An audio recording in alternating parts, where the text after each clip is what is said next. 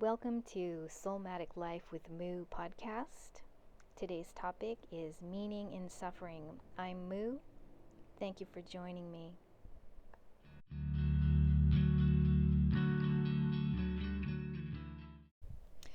Meaning in suffering. If there is a meaning in life at all, then there must be a meaning in suffering. Suffering is an ineradicable part of life, even as fate and death. Without suffering and death, human life cannot be complete. Viktor Frankl, Man's Search for Meaning. I don't believe that we absolutely must find meaning in all that we deem other than, quote, perfection or, quote, good in this life.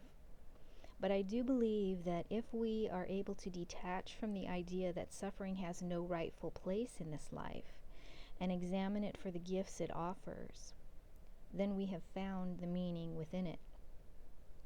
In suffering, in the most unlovable of circumstances, we are given the opportunity and catalyst to develop a type of love that's not dependent on conditions of comfort, of beauty, or of flawlessness. A love of life itself can evolve, which accepts, embraces, and values all things, including suffering.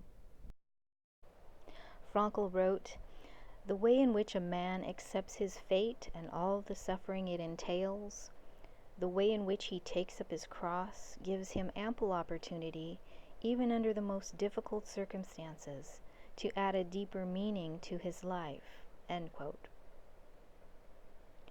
So when most of or all of what we have had or have known in life is suddenly or gradually stripped away, as was the case with the prisoners in the concentration camps, and we are left with little or nothing but our body, mind, and choices, what we choose for ourselves in those times is key to the quality of our human experience.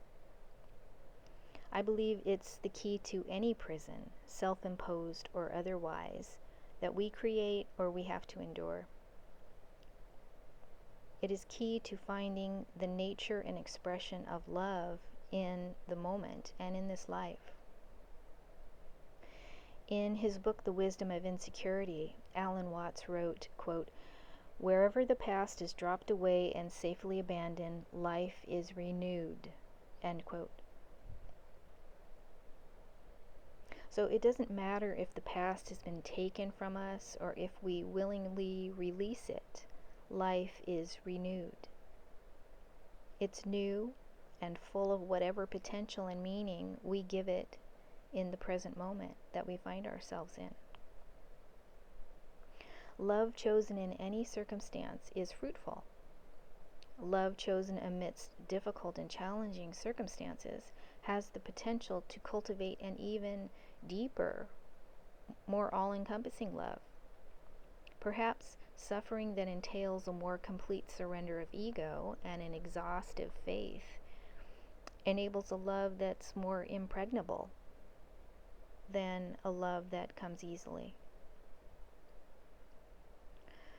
If it is possible, as some schools of thought suggest, that we choose a path with probable suffering as catalyst for and means of learning and spiritual growth before entering our body in this life experience, we can heartily congratulate ourselves for choosing such lofty hurdles. But for the person who isn't able to find meaning in their suffering, escape from life by taking their life may look like a logical alternative to living with, for example, something like a chronic or terminal illness, which can devastate a life on many levels and make it seem worthless. However, as Frankl pointed out, opportunities to grow spiritually beyond oneself do exist even in a provisional existence. Most men in the concentration camp believed that the real opportunity of life had passed. Yet, in reality, there was an opportunity and a challenge." End quote. This is true for all of us as well. Loss through various encounters with suffering, and a life, quote, "as we knew it before," end quote, may have indeed passed. But in that passing, we are given the opportunity to rise to new challenges. And as Frankl wrote, quote, make a victory of the experiences and turn life into an inner triumph, end quote. It is possible to turn suffering into an inner triumph. It's interesting to note that it's precisely at the lowest moments of despair and hopelessness, the moments of time when it doesn't seem possible to exist any longer in such pain or turmoil or distress, that what a lot of people call enlightenment, in quotes, is, has, and can be experienced. So why is that? Well, I think it's because at those times the ego is almost non-existent. It's at a point of near extinction, or at the very least dormant. When a person is literally overcome with grief or pain or suffering for an extended period of time, they will eventually have little or no energy left for pretense, for posturing, or for much of anything except just the basics of survival. The basics like breathing. That's not the only time, but it's a time when, if chosen, total acceptance of the circumstance becomes possible. When one is able to totally, meaning as unconditionally as possible, accept all that is, including their suffering. Ego has nothing to defend or live for, and therefore it essentially dies. Now, I don't think as long as we're in this body having this human experience that the ego ever dies. It's part of us, but it essentially maybe stands down a bit. And this is a blessing. With ego's silencing, we are able to tune in and hear the still, quiet voice that is and always has been right here within us as a source of profound strength and inner peace. Furthermore, it was merely ego that needed to find meaning in the first place. So once it's been silenced or quieted, the need to find meaning in suffering or anything else becomes pretty irrelevant. Few, if any, living beings can get to that non-egoic place permanently. If any, I don't think any actually do. But if it's been experienced even briefly in the midst of suffering, it's a wonderful gift. So even though we may perceive innumerable human sufferings and many life situations that seem unimaginably painful or even pointless, we do have a choice. We can choose to view the challenges as grants for spiritual growth and a chance to find love in what we perceive to be an unlovable situation. If we are able to accept our suffering and see it as a gift, we are emancipated from anger, feelings of victimization, and other binding non-productive expressions of our circumstance.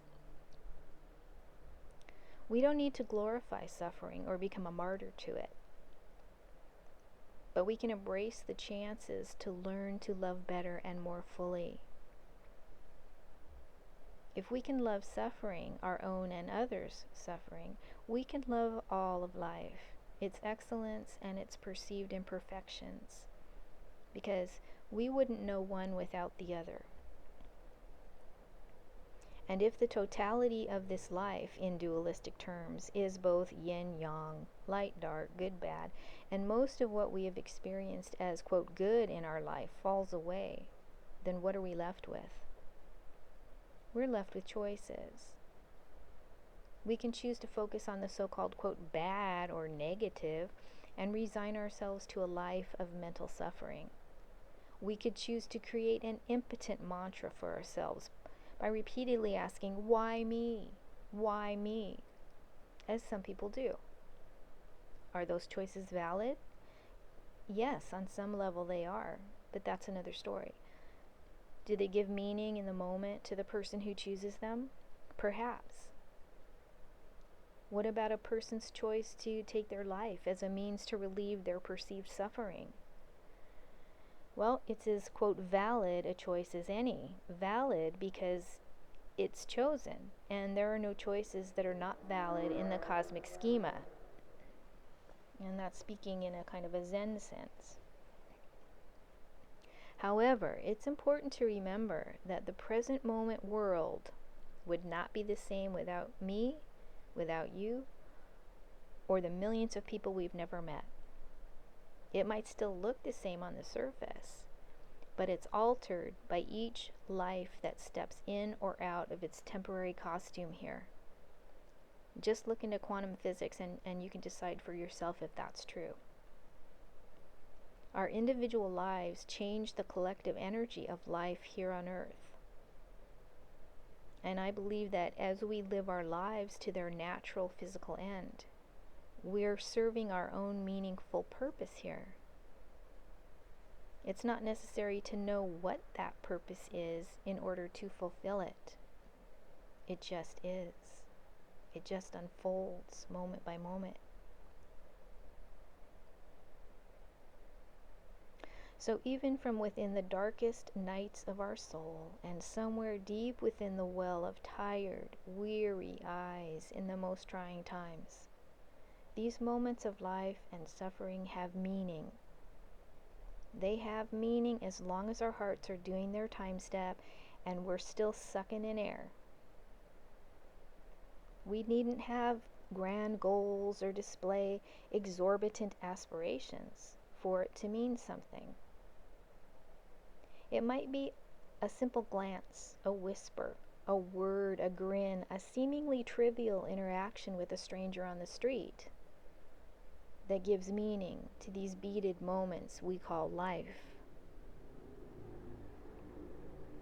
In his book, The Seat of the Soul, Gary Zukov wrote, quote, "Love is not a passive state, it's an active force.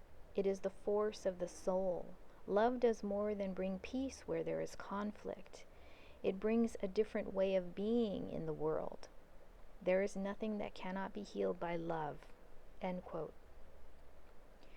There is nothing that cannot be healed by love. Nothing includes suffering.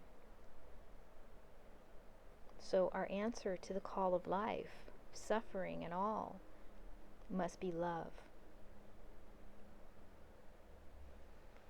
As unconditional a love as is humanly possible from moment to moment, and with that kind of unconditional love, which I just mean acceptance of all, complete acceptance, there are no exclusions.